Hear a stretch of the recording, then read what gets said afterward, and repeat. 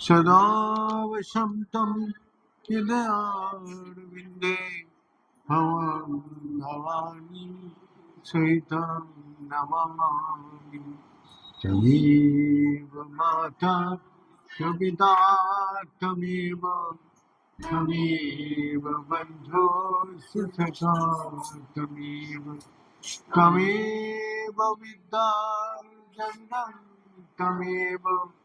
त्वमेव सर्वं मम देव ॐ पूर्णमद पूर्णमिदं पूर्णमुदच्यते पूर्णस्य पूर्णमादाय पूर्णमेवावशिष्यते ॐ शान्ति शान्ति शान्तिः नारायण हरिः नारायण हरिः शिव शिव हर हर शिव शिव हर हर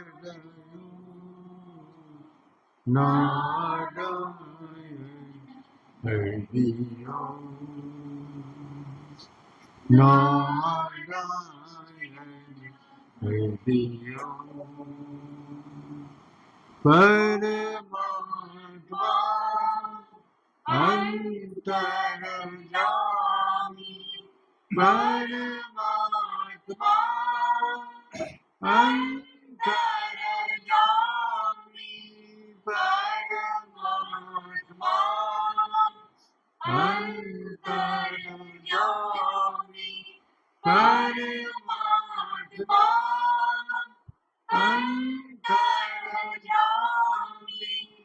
नारायण हरिः नारायण हरिः शिव शिव हर हर शिव शिव हर हर नारायण हरिः नारायण हरिः नारायण हरिः परमात्मा का असीम कृपा से उसके दया से हम लोग का ये मनुष्य जन्म हमने लाभ किया है और ये मनुष्य जन्म का उद्देश्य एकमात्र है शरीर माध्यम खिल धर्म साधनम। इस देह का माध्यम से धर्म का आचरण कर सकते हैं, धर्म को जान सकते हैं और अपना हमेशा के लिए दुख का नाश करके हमेशा के लिए सुख को प्राप्त कर सकते हैं। इस संसार में कोई ऐसा वस्तु नहीं है जो हमेशा के लिए दुख को नाश करके हमेशा के लिए सुख को प्राप्त करे। इस संसार में जो अनुभूति महापुरुष लोग किया है वो बोलते हैं संसार में सुख ही दुख का मूल कारण है। संसार में सुख ही दुख का मूल कारण है, इसीलिए सुख का संधान तुम बेकार कर रहे। अगर सुख का संधान करोगे तो दुख तुम्हारा भाग में निश्चित है। इसीलिए जैसे प्रभु की इच्छा है, परमात्मा की इच्छा है, उसका अनुसार तुम अपना कर्म करो। तो वही कर्म करने का जो हमारा स्रोत है उसके बारे में अच्छे से जानकारी करो। अच्छे से जानकारी करके फिर अपना कर्म करो। भगवान ने बोला जाओ उस महापुरुष के पास जाओ और जाके अपना मनुष्य जीवन का धर्म के बारे में अच्छे से जानकारी करो और जानकारी करके फिर धर्म का आचरण करो। सुना हुआ, पढ़ा हुआ, देखा हुआ धर्म का आचरण नहीं करना चाहिए, क्योंकि उसका अर्थ हमको पता ही नहीं है। इसीलिए तद विधि परिपात न परिपसना सेवा, उस महापुरुष का जाओ, जाके सेवा करो, और सेवा करके उसको श्रद्धा पूर्वक तुमने प्रणाम करके उसको सेवा में निरंतर लगा रहो, और उसको पास अपना मन का अंदर जो संशय है उसको पूछो, जो हम क्या चाहते हैं, इस संसार में क्या चाहते हैं। महापुरुष लोग बोला, सुख का जो संधान करेगा उसका दुख निश्चित है। तो इसीलिए इस संसार में कोई चीज में न सुख है न दुख है, हमारा मन में सुख दुख लगा हुआ है। जो यही है, तो एक दृष्टांत तो दे रहे, जो हमारा भय और चिंता कहाँ होता है, जब हमारा साथ हम बैंक में जा रहे पैसे जमा करने के लिए, हमारा बैग में 10 लाख रुपये, तो हम हमेशा अलर्ट रहते वो 10 लाख का बैकअप। हम देखते इधर को जो बैठे हैं ये भी बदमाश हो सकते, किसी का ऊपर मेरा विश्वास नहीं होता, इधर भी बैठे हैं वो भी बदमाश हो सकते। पीछे देखता हूँ, सामने देखता हूँ, तो हर जगह हमारा अविश्वास पैदा करते हैं। किसका कारण? वो धन रहने का। धन हमको विश्वास को छीन लेता है, भगवान में भी विश्वास को छीन लेता है। भगवान में विश्वास धन वाला नहीं कर सकते। धनवान जो रहता है वो सुख का संधान करेगा, भगवान का वो सुख का संधान वो नहीं करेगा, क्योंकि उसको विपरीत मार्ग में ले जाता। तो इसी प्रकार गुरु जी हम लोग का एक कहानी सुना। क्या कहानी? एक राजकुमार राजा का घर में जन्म लिया, और एक गरीब ब्राह्मण का घर में एक लड़का जन्म लिया। दोनों के जन्म एक दुखदायक और एक सुखदायक। तो सुख का जन्म राजा का पुत्र हमेशा शाम को टाइम अपना चला जाता था, शराब पीना, नाच नचनी वाली का वहाँ जाना, सारा दिन रात वही आनंद और सुख का पीछे भागता। और जब सुबह अपना रथ में चल के आता था, तो गरीब ब्राह्मण भगवान को भजन करने के लिए गंगा में नहाने जाता था, और गंगा तट पर खड़े होके भगवान का तपस्या करता था। तो हर रोज जाना आना दोनों का साथ भेंट होता था, और उसको वो गरीबी को देख के राजकुमार हंसी मजाक उड़ाता। तो यहाँ हमारा जो प्राप्त कर्म है, प्राप्त कर्म का अनुसार हमको यहाँ सुख दुख अपना आप ही मिल जाएगा, कोई हमको प्रयास नहीं करना है। लेकिन जो है भगवान का नाम लेना, उसमें पुरस्कार लगाना पड़ता। भगवान का नाम लेना हमारा इच्छा ही नहीं होता है, ना उस तरफ जाते हैं, ना हमारा लगता है मन इस संसार के विषय में हमारा मन बुद्धि इंद्रियां लगा हुआ है, इसीलिए भगवान की तरफ उसको ध्यान जाते हैं।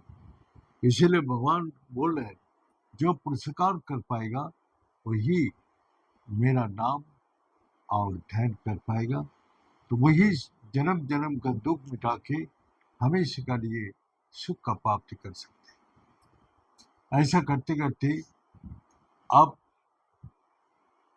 प्राप्त कर्म का अनुसार जो राजा बनना था, उसको पिताजी उसका उसी का जीवन यापन देख के वो उसको राजकुमार का इससे उसके पद से उसको तज पुत्र बना, तज पुत्र कर उसका पिताजी उसको तज पुत्र करके उसको छोड़ दिया।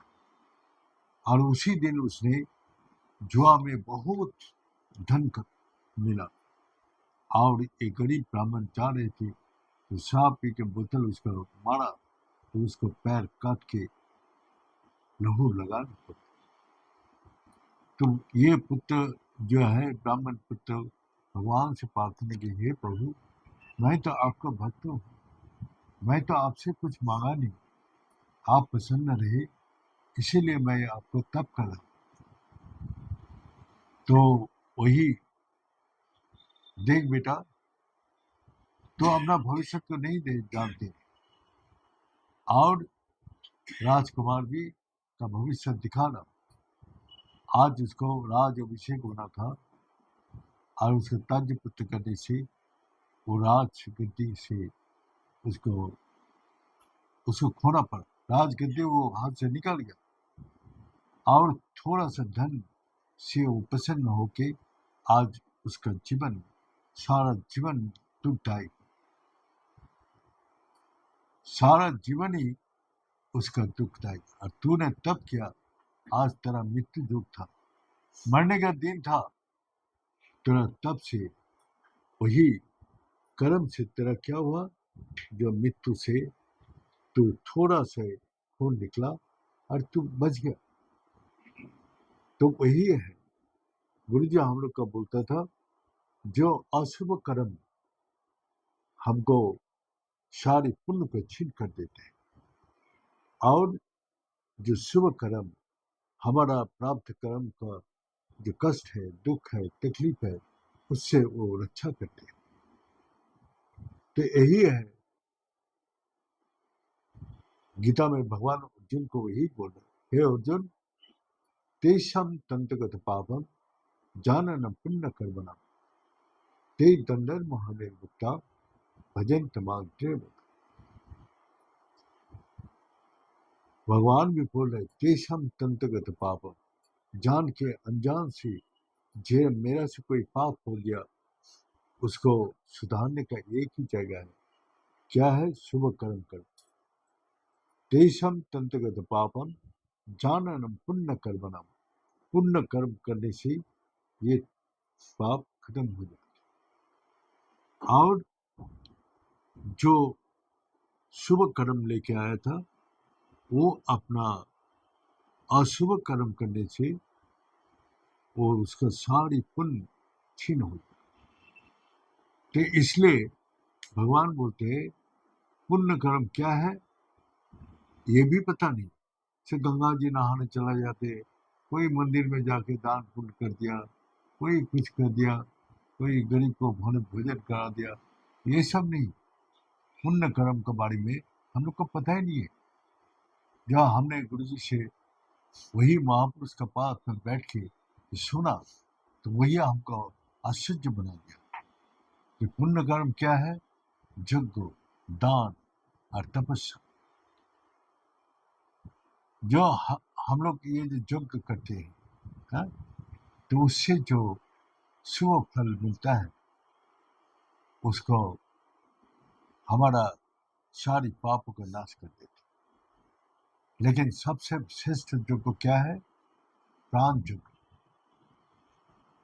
भगवान ने वो सहो यज्ञ पूजा शिष्ट प्रवाच प्रजापति, उस जन्म से वो हमन हमारा देह का अंदर चले, वो यज्ञ जो है हमारा अंदर चले, वो हमन कैसे चले, प्राणी जिह्वति अपान अपान जिह्वति प्राण प्राण प्राण समाकिता।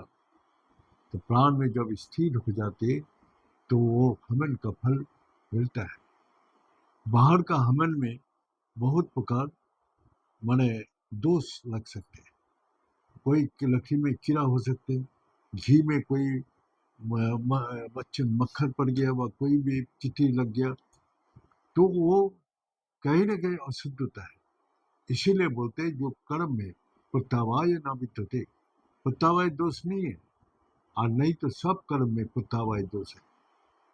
तो इसीलिए एकमात्र यही भगवान जो हमन हमारा देह का अंदर ये प्राण रूपी हमन को दे दिया, ये हमन जो करेगा उसको कामधनु स्वरूप जो चाहेगा वही उसको मिलेगा।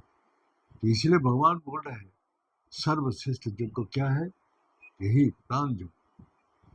जो हम लोग का गुरु जी ने यही ब्रह्म पिता में देखी गया, लेकिन हम लोग क्यों उसको करते ही नहीं। अनायास ही मिल जाते तो इसलिए हमको उसका कदर भी पता नहीं। लेकिन जो एकांत में बैठ के साधना कर रहे, उस जो हवन जो हो रहा है, उसका शक्ति, उसका आनंद, उसका सुख वो महसूस करते, उसमें अपार शक्ति, अपार आनंद, अपार ज्ञान, और उससे सब जो है अपना इच्छा मात्र, उसकी इच्छा पूरी करने के लिए भगवान सब कुछ उसके पास भेज दे। जैसा गुरु वशिष्ठ जी, गुरु वशिष्ठ जी के पास कौन आया? राजा विश्वामित्र। तो राजा विश्वामित्र जब आया तो जंगल में शिकार करते करते रात हो गया। रात होने के कारण वो अपना अब कैसे जंगल में रास्ता भटक जाएंगे, इसीलिए मंत्री को बोला जाओ यहाँ रहने का कोई जगह देखो। तो वो गया, देखा गुरु वशिष्ठ जी का वहाँ हवन कुंड चल रहे और गुरु वशिष्ठ जी तप कर वो प्राण में स्थिर है, प्राण व स्थित। तो मंत्री किसी देर खड़ा होके जब उसका ध्यान टूटा तब बोला, हे ऋषिवर, मैं ये देश का राजा आपका शरणागत है, जो आपको पास आज रात को रहना चाहते हैं। बोले ठीक है, ले आओ। जब आया विश्वामित्र तो पूछा तो वहाँ क्या है?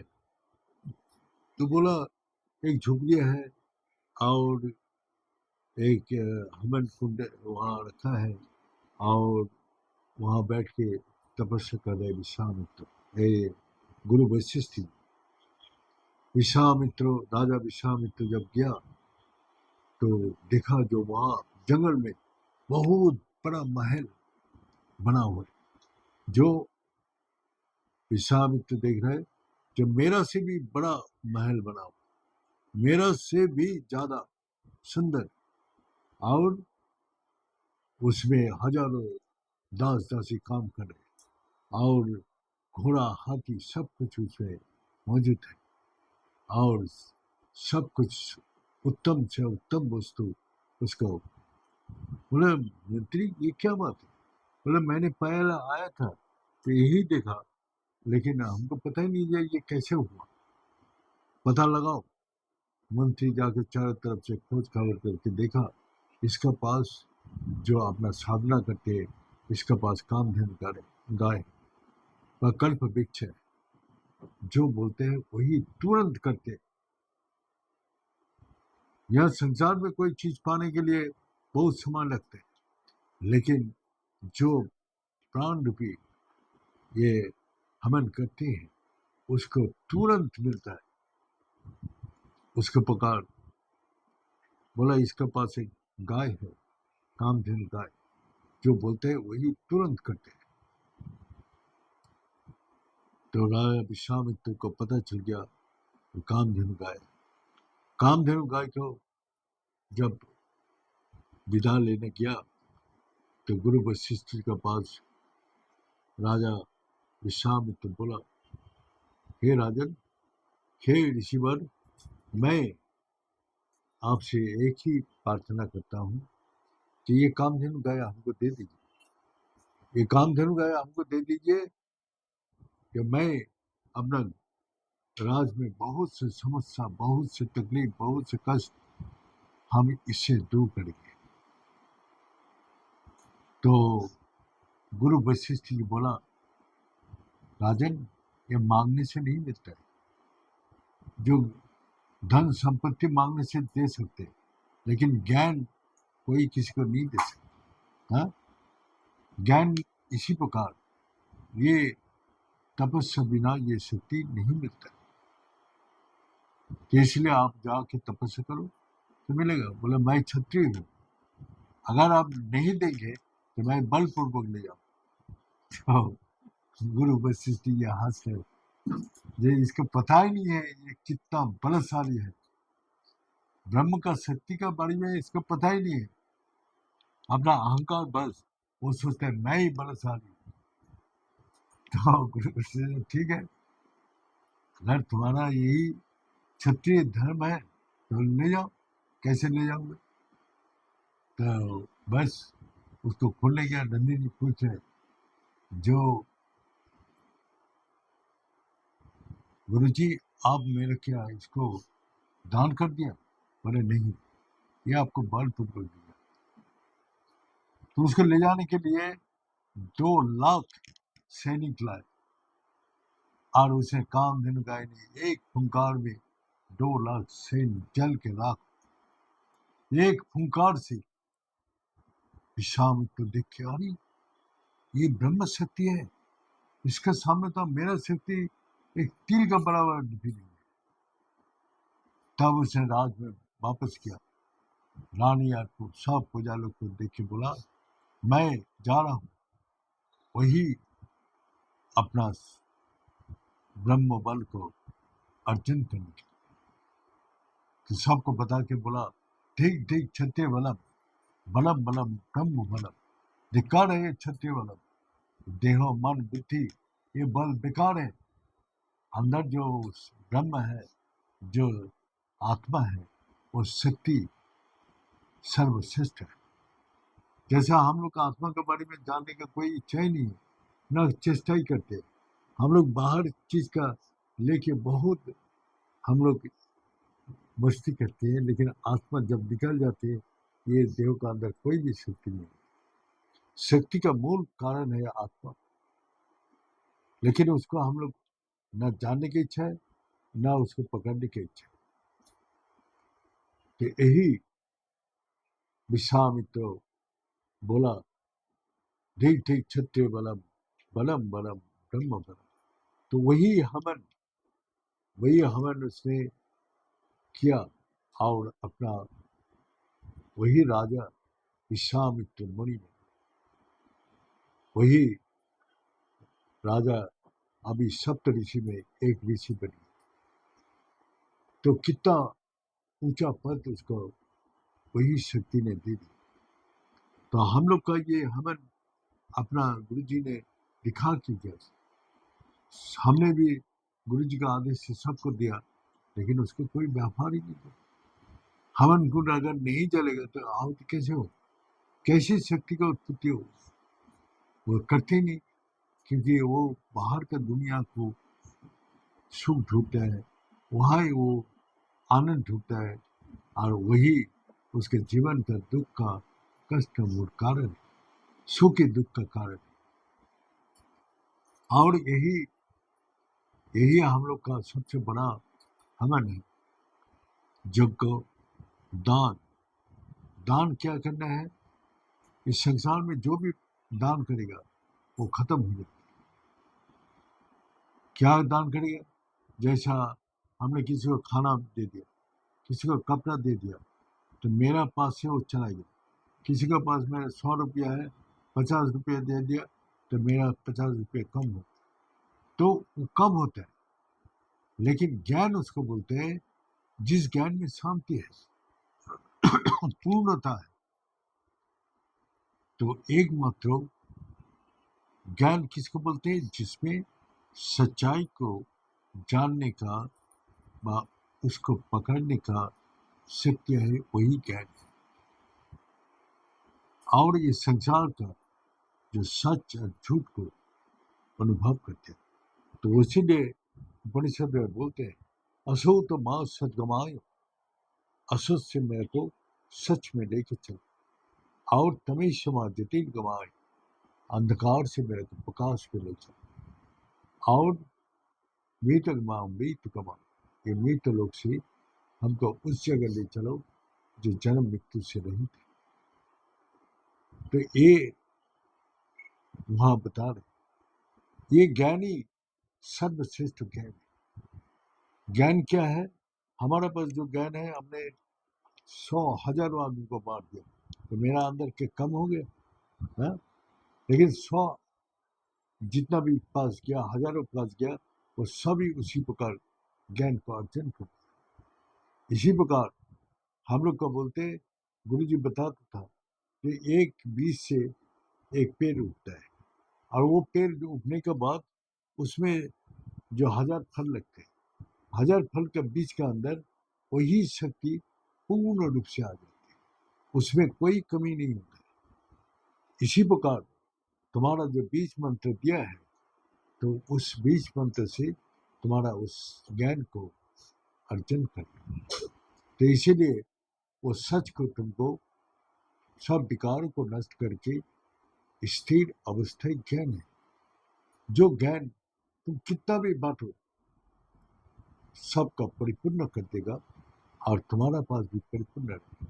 और कुछ भी संसार का दान दान करो, वही भी किसी को पूर्णतः प्राप्ति नहीं कर सकते। हमारा पास भी कम होगा, वो भी अगर किसी को दे दिया तो वो भी कम होगी। जहाँ जितना देते जाएगा वो दान खत्म होते जाएगा। तो इसीलिए संसार का जो दान सभी खत्म होने वाला है, लेकिन एकमात्र ज्ञान दान सर्वश्रेष्ठ दान है। और ज्ञान का बोलते हैं, ये संसारिक ज्ञान नहीं, ये विद्या नहीं, संसारिक विद्या जो डिग्री है ये ज्ञान नहीं। जो ज्ञान हमारा ये धर्म को जानने की सहायता करे, जो झूठ और सच को बोध कराए, जो विनाश और अविनाशी को पहचानेंगे, जो शांति लाएगा और अशांति को दूर करेगा, उसका नाम ज्ञान है। और क्या बोला? तपस्या। तपस्या क्या है? एकाग्र परम तप, एक जगह स्थिर होना है। मन बुद्धि इंद्रिया इतना चंचल है, और इस चंचल मन को स्थिर करना सबसे बड़ा कठिन काम। तो इसलिए एकाग्र परम तप, जितना भी तपस्या है, तो उस तपस्या का अंदर एकाग्र स्थिर होना सबसे बड़ा तप है। इसलिए भगवान बोल रहे, यज्ञ दान और तपस्या ये सर्वश्रेष्ठ माने शुभ कर्म है, जिस कर्म से जन्म जन्म का पाप को नाश करके हमेशा के लिए तुमको शांति सुख आनंद प्रदान करे। तो ये गुरु जी हम लोग को तेषम तंत्रगत पापम जानन पुण्य कर्मणम ते तंदर्म होने मुक्ता भजन तमाम देव। यही देव रूपे भगवान का वो भजन कर सकते हैं, नहीं तो ये संसार का जो मन बुद्धि इंद्रिय का अंदर है वो नहीं कर सकते, वो भूल जाएगा, वो पकड़ के निरंतर नहीं रख सकते। तो यह घर में ही सामान रख के भूल जाते, कौन से सामान कहाँ रखा है और ढूंढते रहते। तो भगवान का नाम तो और भी भूल जाते, अपना पार्ट्स रख के भूल जाते, जो जिसका पैसा है, जिसमें घड़ी है, मोबाइल है, रख के भूल जाते। तो यही तो वो जैसा भूला रोग तो बाहर से है सबको, हाँ, लेकिन खाना और सोना नहीं भूलते।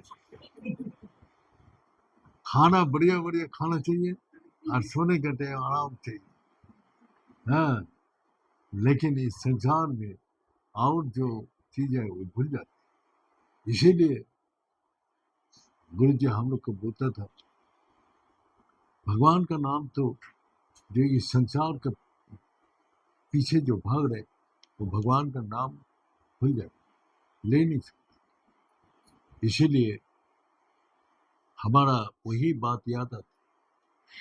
तो एक गुरु जी ने जाते टाइम अपना सब शिष्य को एक मुट्ठी करके अनाज दे, जो बेटा इसका व्यवहार करो। एक ने क्या क्या वो पुटली बना के दिया था, वो ही रख दिया, तो सुबह उठ के प्रणाम कर लेता पुटली को, बस चला गया। एक अपना थाली में रखे, उसमें पानी फूल धूप अगरबत्ती के सरा के गला दिया, और एक ने अपना खेत में लगाया। तो एक मुट्ठी अनाज से 1 किलो हुआ, 1 किलो से मैंने लगाया 10 किलो हुआ, 10 किलो से 100 किलो हुआ, 100 किलो से 1000 क्विंटल हुआ। ऐसे करते करते इतना बड़ा वो धनी बन गया, उसको घर में सब अभाव सब कष्ट मिट गया। जब गुरु जी आया वापस, बोला वो बीज का क्या क्या तुम लोग का व्यवहार करने के लिए बोला था, वो क्या किया तुमने? तो अब क्या हुआ, वो पहले वाला वो तमगुणी है, वो प्रणाम किया रख दिया, वो उसको कोई सदव्यवहार हुआ ही नहीं, उसको तो कोई लाभ नहीं हो, जैसे का तैसे है, कल दुख तकलीफ में पड़ा। और जो अपना रजोगुणी अहंकार पानी दिया, ये दिया, अपना वो अपना अपना मन माफी जो काम किया, मैं जो अच्छा जानता हूँ, मैं अच्छा करता हूँ, जो मैं अहंकार से करते हैं, बस उसका बीज गल के सड़ के खत्म हो, वो भी आगे नहीं जा पाए, उसका कष्ट दुख तकलीफ नहीं। ये सत्य गुणी है, वो लगा के सारी दुखों का नाश कर दिया।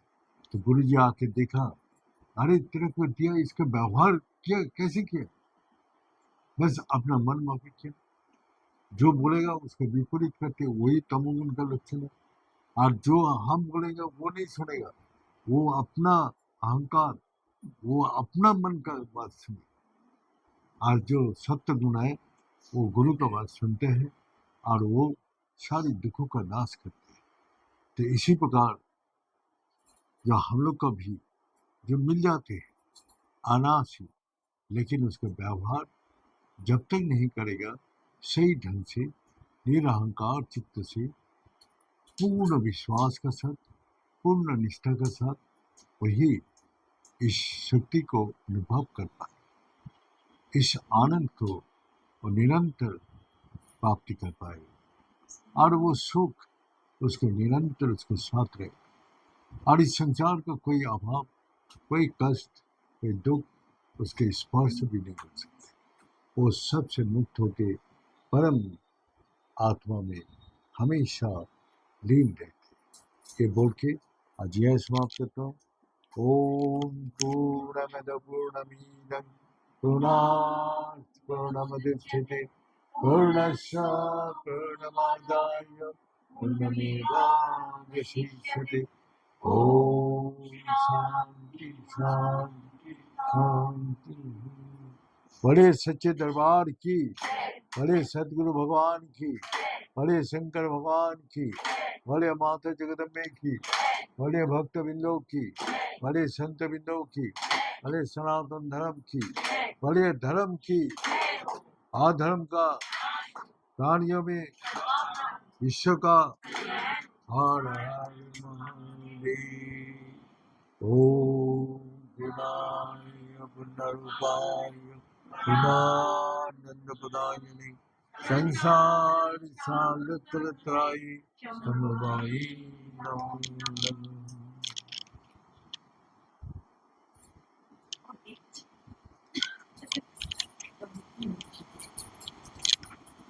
जय जय